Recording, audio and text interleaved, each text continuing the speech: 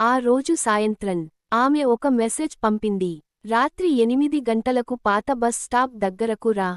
నీతో ఒక ముఖ్యమైన విషయము మాట్లాడాలి. ఆ మెసేజ్ చూసినప్పటి నుంచి నా మనసు ప్రశాంతంగా లేదు. సరిగ్గా 7:45 నేను బస్ స్టాప్ దగ్గరికి వెళ్ళిపోయాను. చిన్నగా వర్షం పడుతోంది. చేతిలో గొడుగు, మనసులో 1000 ఆలోచనలు. 8 గంటలు అయ్యాయి. ఆమె రాలేదు. 8:15 అయింది. ఇంకా రాలేదు. ప్రతి బస్సు ఆగినప్పుడల్లా ఆమె వస్తుందని అనుకున్నాను. కానీ ప్రతిసారి నిరాశే ఎదురైంది. రాత్రి 9 అయింది.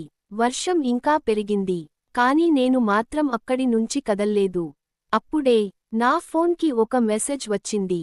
కంగారుగా ఓపెన్ చేశాను. అది ఆమె నుంచే.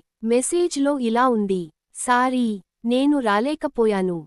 కానీ ఈ విషయానికి చెప్పకుండా ఉండలేకపోతున్నాను. నా గుండె వేగంగా కొట్టుకోవడం మొదలైంది.